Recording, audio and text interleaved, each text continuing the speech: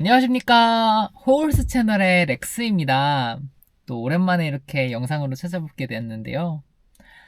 오늘 제가 다름 아닌 영상을 킨 이유는 제가 왜 돌고 돌아 다시 쇠보레로 왔는지, 그리고 왜 굳이 호주에 와서 비인기 차종인 홀덴의 바리나를 타게 됐는지에 대해서 한번 설명을 해보려고 오늘 영상을 켰습니다.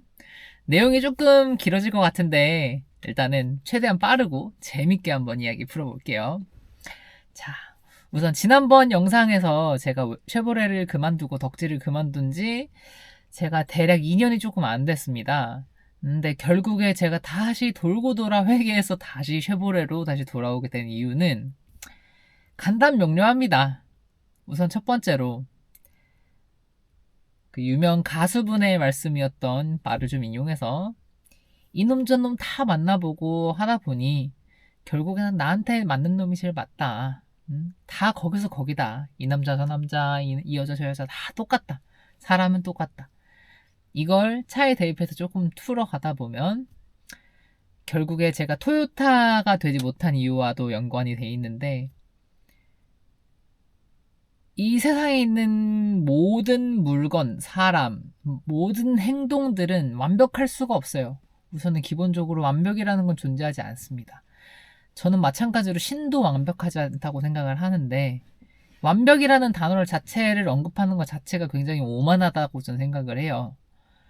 결국에 저는 그 완벽을 쫓아서 쉐보레를 그만두고 탈덕을 했었지만, 이제 제가 깨달은 점은 그 어떤 브랜드, 어떤 차종이든 간에 완벽할 수 없다라는 걸 깨달았죠. 그리고 제가 호주에 일단 와서 제가 이제 3개월 정도 정비를 한 지가 되었는데, 한국에서 제가 정비를 하다가 그만뒀던 큰 이유 중에 하나는 일단 도요타 쪽에 대한 경험을 좀 쌓고 싶었지만, 한국에서는 도요타 일단 개체수가 너무 적기도 했고 일본 차를 만들 수 있는 기회 자체가 너무 없었어요. 다양한 데이터베이스를 쌓아봐야지 이 브랜드들이 이런 게 좀 좋고 이런 게 안 좋고 이런 것들이 정립이 돼가지고 나중에 제가 뭔가 영상을 찍거나 아니면 어떤 내용을 만들 때 도움이 될 텐데, 한국에서는 알다시피 우리가 외부 샵, 특히나 일단은 서비스 기간, 이제 보증 기간이 지난 차량들이 들어오는 외부 샵에서 근무를 하게 됐을 때 들어오는 차종들은 대부분 독삼사밖에 없어요. 왜냐하면 일단 서비스 센터 비용이 너무 천문학적으로 비싸기 때문에 보증 기간이 지난 수입차들은 대부분 다 외부 샵들을 돌게 됩니다. 근데 그러면서 차가 점점 컨디션이 나빠지는 건 어쩔 수 없지만 결국에 돈이 제일 중요하니까. 그래서 접할 수 있는 차들은 사실은 독일 차들, 그리고 당연히 이제 현대기아 차들이 많이 들어오고, 그 외적으로 뭐 르쌍쉐도 조금씩 있겠죠. 그래도 많지는 않지만, 그렇다 보니까 일단은 접할 수 있는 차종들에 대한 데이터베이스가 너무 적었고, 그래서 제가 호주에 와서 정비를 시작을 하게 됐습니다.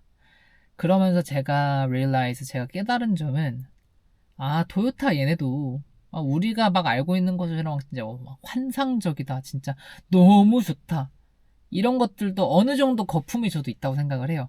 물론 도요타가 확실히 다른 여타 브랜드에 비해서 내구성이라고 했던 릴라이빌리티 부분은 진짜 말도 안 되게 좋은 점은 사실이에요. 왜냐, 좀 비하의 말씀일 수도 있겠지만 20만 킬로 넘어가고 막 한 20년 넘어간 중고 토요타 차량들을 사는 사람들은 보통 차에 돈을 쓰는 걸 별로 좋아하지 않아요. 일단 경제적으로 녹록하지가 않으신 분들이 많고, 실질적으로 그 토요타의 그런 차종들을 선택하는 분들은 그냥 일단은 난 차에 신경을 쓰고 싶지 않다, 일단은 이동수단이 필요하지만 돈을 쓰고 싶지 않다라는 분들이 많기 때문에 보통 토요타를 많이 선택을 하신단 말이에요. 그래서 진짜 말도 안 되게 제가 느꼈던 점은 뭐냐면, 진짜 뭐 메인터넌스고 뭐 개판이고 관리를 안 해줘 일단 차가 굴러는 가요. 이게 독일 차들 같은 경우에는 우리가 이제 오일 교체 시기라든지 이런 걸 꼬박꼬박 다 지켜도 제조사에서 이 부품에 대한 내구 연한을 만들어 놓는 기준이 있습니다. 우리가 흔히 아는 5년에 10만 킬로라는 제조사 보증 기간이 있는데, 그 기간을 딱 버티게 되면 이 부분에서 무조건적으로 문제가 생길 수밖에 없게 설계 자체를 하는 애들이 있어요. 100% 모든 차들이 다 그렇다고 할 수는 없지만 그런 부품들이 있습니다. 그러다 보니까 이제 딱 보증 기간이 끝나자마자 이제 귀신같이 막 오일이 새고 냉각수가 새고 막 바닥에 툭툭툭 흘러져 내리고 때로는 또 가끔씩 보면 막 엔진 경고등 뜨고 막 이렇게 되는 게 애초에 개발진들이 똑똑해요. 그러니까 우리가 돈을 안 쓰고 차를 못 탈 수밖에 막 없게 차를 설계를 자체를 했어요. 그러니까 그러다 보니 당연히 소비자 입장으로서는 돈이 들어가니까 부담은 되지만 이제 제조사 입장에서는 이 차가 신차 컨디션을 계속 꾸준하게 유지할 수 있는 건덕지를 만들 수가 있어요. 보통은 정비할 때 우리가 예를 들어서 뭐 팔이 부러졌어. 그래서 개복을 해서 뭐 팔을 뭐 새로 골절된 부분을 이제 해야 돼. 그러면 어차피 개복된 김에 안쪽에 있는 뭐 이제 뭐 조직이라든지 뭐 이런 것도 뭐 치료도 같이 할 수 있고 겸사겸사 같이 할 수가 있잖아요. 뭐 인공 관절을 넣기 전에 뭐 염증을 긁어낸다든지 마찬가지로 자동차도 정비를 할 때 보면 이 부품을 교체하기 위해서 이 부품만 딱 띄고 끝나는 게 아니에요. 이 부품을 띄기 위해서 주변에 있는 것들을 하나하나 탈거를 해가는 과정이 필요한데 그 과정에서 같이 해주면 좋은 작업들이 분명히 있단 말이에요. 그래서 그걸 같이 교체를 할 수 있게 얘네들이 설계를 한 겁니다. 이 부품은 이때쯤 터질 거니까 이 부품 교체할 때 어차피 공임은 한 번 들어갈 거니 이것들까지 같이 작업을 해주면 좋다. 서비스 키트라는 게 따로 나옵니다. 독일차들 같은 경우에는. 그렇게 해서 소비자로서 뭔가 이 독일차에 대한 짱짱하고 단단한 느낌을 오래오래 가져갈 수 있게 설계를 해놓은 거예요. 그러니까 다 양날의 검이죠. 어떤 면이든 좋은 면이랑 나쁜 면이 다 같이 섞여 있습니다. 그렇기 때문에 저는 무조건적으로 뭐 유럽차들이 안 좋다고 솔직하게 얘기는 안 해요. 장단점이 다 있는 거기 때문에. 다만 이 도요타라든지 특히 아시아권 자동차들, 현대기아, 도요타, 뭐 중국차는 제가 너무 아직 아는 게 없어서 얘네들은 일단 제외하겠습니다만 얘네들 같은 경우에는 이게 다음 영상에 있는 제 주제를 조금 스포를 드리자면 이제 한국, 중국, 일본에 대한 제 개인적인 견해를 가지고 이제 영상을 하나 재밌게 찍어보려고 하는데 이제 그거에 앞서 조금 간단하게 풀어 헤치자면 얘는 아파도 아프다고 얘기를 하질 않아요. 차들 자체가 기본적으로 나 죽겠어. 나 진짜 막 암이 말기야. 근데 일단 일은 해. 우리 이렇게 얘기하면 우리 생각나지 않아요? 우리 한국인들 한국에서 일할 때 어때요? 아파도 출근해서 아파라. 일단 출근하고 일하다 보면 괜찮을 거다. 이런 마인드가 우리 팽배하잖아요. 마찬가지예요. 차들도 분명히 뭔가 이상해. 뭔가 이상한 소리가 나고, 뭔가 차가 안 나가는 것 같고, 차가 막 이렇게 막 떨리고, 막 이런데도 불구하고 경고등을 안 띄워요. 신기하죠? 그러니까 차가 그냥 고멘나사이 죄송합니다 실례합니다 그냥 이러고 가는 거예요. 그러다가 가다 보니까 진짜 버티다 안 돼가지고 한 번에 그냥 킥하고 그냥 수명이 가버리는 경우가 종종 있습니다. 물론 토요타 같은 경우에는 이 메인터넌스 부분만 꾸준하게 오일 관리만 잘 해주더라도 20만 킬로 30만 킬로까지는 거의 모든 토요타 차종들이 다 문제없이 갈 수 있어요. 현대기아는 아닙니다. 현대기아는 잘 생각하셔야 되는 게 현대기아는 일본차와 독일차 사이에 있는 그 어떤 부분이에요. 뭐 현대기아가 예전에 비해서는 굉장히 많이 좋아진 점도 있지만 제가 가장 혐오하고 싫어하는 차가 2009년에서 2016년도 사이에 나왔던 현대기아 차들이거든요. 그 차들 같은 경우에는 그렇게 버틸 수가 없어요. 특정 차종들 같은 경우는 괜찮지만 일단 GDI라는 마법 같은 세 글자가 붙어있는 차들은 그럴 수가 없습니다. 버틸 수가 없어요. 그 차는 여기 호주에서 제가 본 차들 여러 중에 하나도 버틸 수가 애초에 없습니다. 구조 설계상. 네, 모쪼록 좀 얘기가 따로 했는데. 그러다 보니까 다시 이제 제가 쉐보레를 다시 돌아온 이유를 고시워서 말씀을 드리자면 저와 똑같아요. 일단 나라는 사람이랑 똑같이 생각을 하면 저는 절대로 토요타 같은 사람이 될 수가 없습니다. 전 그걸 깨달았어요. 아무 데나 가서 아무거나 먹고 아무 데서 자고 그냥 일단 일만 하고 버티고 버텨라 하는 토요타 같은 사람이 전 될 수가 없어요. 기본적으로 지금 잘 안 보이시겠지만 제 오랜 지병 중에 하나가 좀 피부 관련된 쪽으로 지병이 좀 많은데 조금만 과로를 하거나 스트레스를 많이 받거나 아니면 잠을 잘 못 잔다거나 이렇게 되면 전 일단 바로 뒤집어져요. 이게 그냥 단순하게 버텨라라고 할 수 있을 정도의 범위를 훨씬 넘어가는 범주의 고통이거든요. 아마 피부 관련돼 있는 쪽 지병이나 질병이 있으신 분들은 공감하실 수 있겠지만, 그러고 제가 굉장히 좋아했던 개그우먼 중에 한 분, 그분도 포함이시고, 피부 관련돼 있는 이게 진짜 사람으로서는 말로 표현할 수 없을 정도로 정말 괴롭고 고통스럽습니다. 남들한테 특히나 이렇게 뭐 눈에 보여지는 장애가 아니라 사람들이 봤을 때는 그냥 피부가 좀 이상해, 좀 불결해, 청결하지 못한가 봐, 이런 인상을 준다는 것 자체가 첫 번째로 스트레스고, 일단은 이 피부 증상을 가지고 있는 것 중에 가장 힘든 거는 가려움이거든요. 통증과 가려움. 특히나 밤에 유독 심해져요. 그러면 밤에 우리가 보통 뭘 합니까? 잠을 자지 않습니까? 일단 잘 자야 몸이 뭔가 회복을 하고 스스로가 뭔가 큐어를 할 수가 있는데, 그거 자체, 루틴 자체가 안 되는 거예요. 그러다 보니까 나는 내가 뭘 하고 뭘 해서 내가 뛰어넘고 내 신체적인 한계를 뛰어넘고 싶다라고 생각을 하더라도 안 되는 건 안 되는 거더라고요. 그래서 그래. 그래서 이 얘기를 쉐보레에 도입해보면 뭐냐.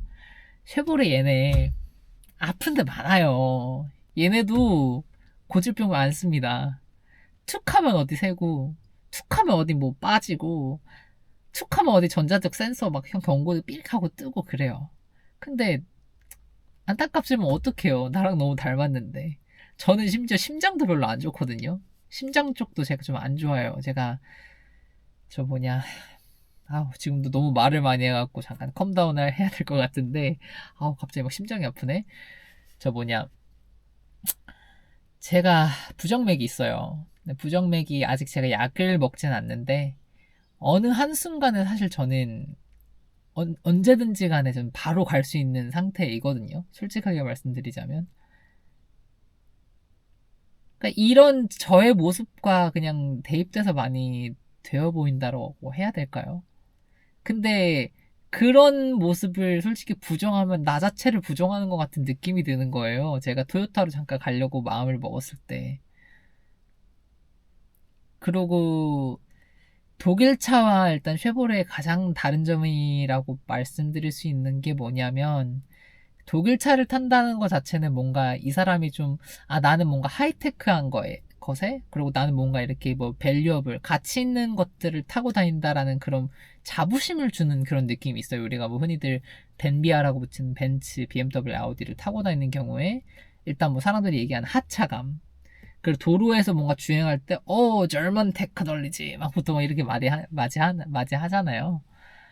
그런 것들을 느끼게 해줄 수 있기 때문에 사람들이 돈이 들어가고 수리비가 들어가긴 하지만 일단 차에 기본적으로 투자라는 걸 합니다. 뭐 수리비가 100만 원이 나오든 150만 원이 나오든 일단은 고쳐요. 왜냐하면 최소한 고치고 이 차를 타고 도로에 나가는 순간 그래도 뭔가 내가 이렇게 뭔가 사람들한테 대우받는 기분이 들거든요. 근데 쉐보레를 타고 다니면서 사람들이 솔직히 그런 걸 누가 바라겠습니까? 애초에 얘는 그냥 대중차예요. 얘네는 벤비아 같은 고급 브랜드가 아닙니다. 현대, 기아, 토요타 같은 대중 브랜드에 같이 있는 동일선상에 있는 브랜드란 말이에요. 근데 이 브랜드에 과연 사람들이 돈을 몇백만 원씩 들어가고 수리를 하는 거에 대해서 사람들이 가치를 느낄까요? 아니요. 그리고 이 차를 타고 다닌다고 막 밖에서 막 사람들이 오, 시계적인 차 막. 그거 솔직히 농담이죠. 누가 그래요? 아무도 안 그래요. 근데 마찬가지잖아요.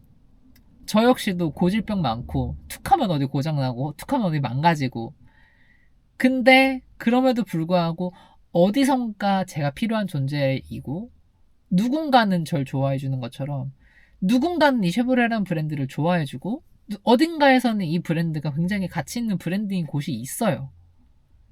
그러니까 저도 마찬가지로 그런 사람이 되고 싶다는 마음이 더 강하더라고요. 왜냐하면 태생적인 한계로 난 토요타가 될 수 없고, 난 그렇게 건강한 사람이 될 수는 없다는 걸 나도 알기 때문에. 그래서 그렇습니다. 제가 그래서 쉐보레로 다시 돌아오게 됐고요. 이야기가 좀 많이 돌아서 오긴 했지만, 그리고 왜 제가 이 바리나라는 모델을 사게 됐는지에 대해서 잠깐 이건 짧게 드릴게요. 이건 솔직히 좀 딥하고 좀 재미없는 이야기라서 조금만 짧게 얘기하고 넘어갈게요. 일단은 이 차의 개발 역사를 좀 거슬러 올라가다 보자면 우리 이제 대우 시절에 만들었던 칼로스라는 차량이 있어요. 이제 차를 좀 아시는 분들은 알겠지만 이게 대우가 최종적으로 도산이 나서 GM으로 완전 인수가 되기 전에 정말 대우의 힘을 가지고 마지막으로 출시했던 신차였던 칼로스가 있는데 이제 이 칼로스란 차량은 우리가 알고 있는 마티즈, 우리 1세대 마티즈, 황금 마티즈 아시죠? 그 플랫폼을 확장시켜서 만들었던 차가 바로 칼로스였거든요. 그러니까 대우의 마지막 혼을 불태워서 정말 힘든 와중에 그래도 뽑아낸 신차였어요. 그렇게 해서 나왔던 칼로스로 인해서 나름 우리 GM 대우가 GM에서 소형차 개발 국가로서 인정을 받기 시작합니다. 그리고 이제 GM 대우로 대우에서 편입이 된 이후에는 이제 이 칼로스가 쉐보레 브랜드로도 달고 GM 대우는 한국에선 GM 대우 브랜드로 여러 나라로 수출이 됐어요. 물론 안정성이라는 부분에 대해서는 마이너스가 많이 됐죠. 하지만 그래도 이 개발 역량을 충분히 쉐보레에서 알아봐줬기, GM 본사에서 알아줬기 때문에 그 이후 프로젝트로 나왔었던 차량이 바로 이제 젠트라였고요. 물론 솔직히 얘기하면 더 깊게 올라가자면 라노스 차량의 후속 모델이 칼로스가 맞아요. 근데 저는 그냥 칼로스부터 볼게요. 왜냐하면 엄밀히 따지면 라노스보다 더 작은 급수로 나오려고 했던 차가 원래 칼로스인데 돈이 없어가지고 이게 이렇게 프로젝트가 연결된 거거든요. 그래서 칼로스, 젠트라 다음이 지금 바로 제가 타고 있는 바리나, 아베오, 그리고 미국에서는 소닉으로 팔리고 있는 차종입니다. 팔렸던 차종입니다.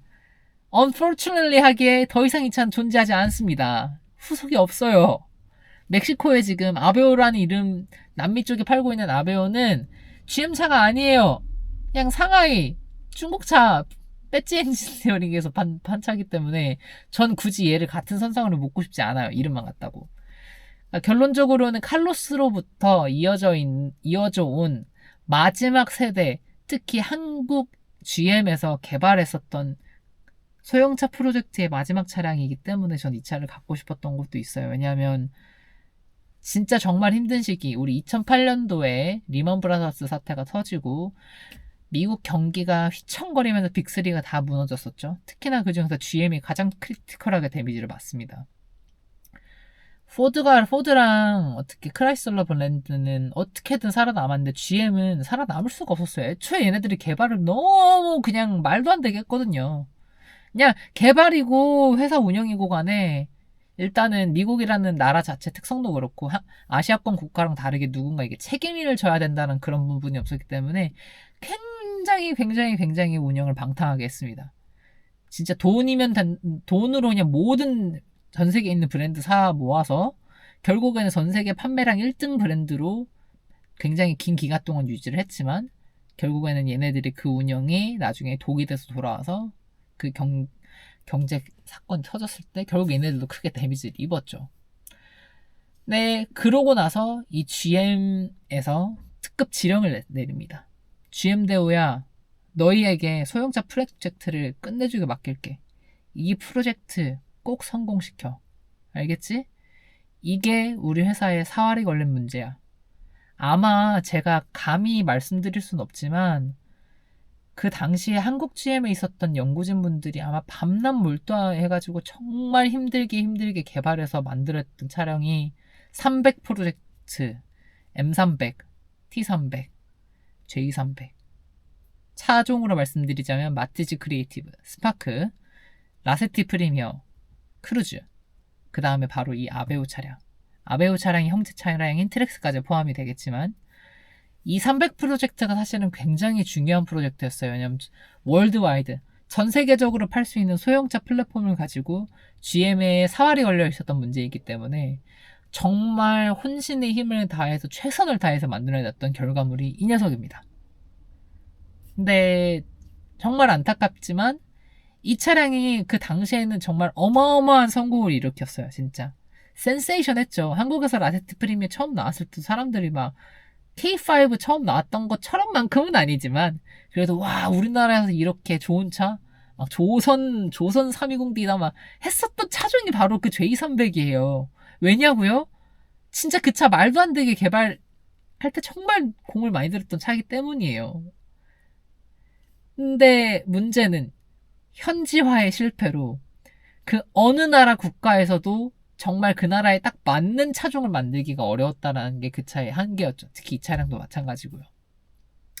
결국에는 그 차량으로 아주 큰 다시 재기의 발판을 돌이키게 돼서 GM이라는 브랜드가 다시 서게 됐지만 시간이 지난 후에 그 말도 안 되는 한 차종으로 여러 가지 나라의 규제를 맞추기 위해서 만들었다 보니 나중에 그게 부메랑이 돼서 다시 돌아오긴 했죠.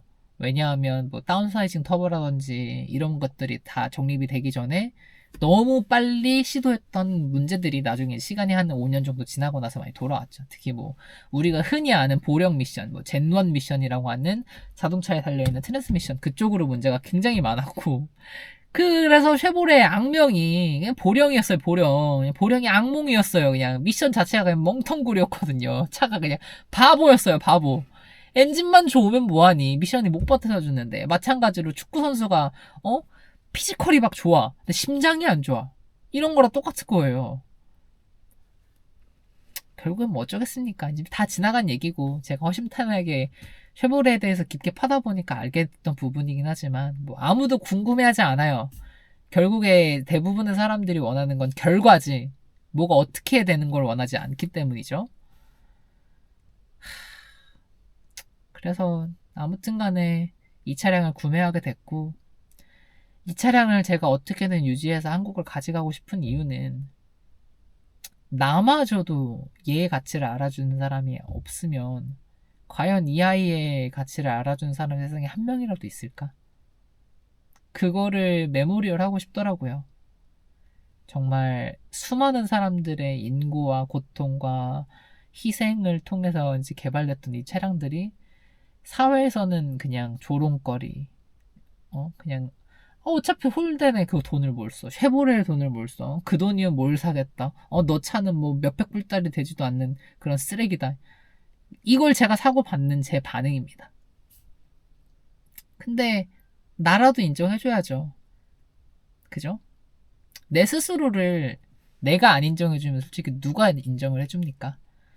힘들고 고되고 진짜 죽고 싶고 살고 싶지 않을 때 그 순간에 내가 내 스스로를 놓는 순간이 아마 그 사람의 최후가 되겠죠. 근데 저는 그러지는 않을 거예요. 남들이 다 내 손 뿌리치고 도망가고 다 내 주변을 떠나가도 나만큼은 내 스스로를 놓지 않는다는 그 강한 마인드를 받고 싶고 꼭 그렇게 할 겁니다. 저는 무조건 성공은 비록 못하더라도 저는 무조건적으로 이거 하나만큼 지킬 거예요. 마지막 순간까지 난 내 스스로를 놓지 않겠다. 모쪼록 벌써 영상을 찍다 보니까 해가 다 뉘엿뉘엿 넘어가서 지금 뭐 영상이 뭐 제가 나오긴 하나요? 목소리만 나오는 거 아니야? 모쪼록 간에 또 이렇게 또 갑자기 영상 찍게 됐는데 뭐 오늘 내용이 어떻게 재밌으셨는지 모르겠지만 또 긴 영상 확인해 주셔서 감사하고요. 또 아까 전에 스포 드렸던 다음 내용은 중국, 한국, 일본 과연 이 나라들의 차이점에 대해서 제가 한번 영상을 찍어보도록 하겠습니다. 여러분 감사합니다. 다음번에 또 봐요. 바이바이.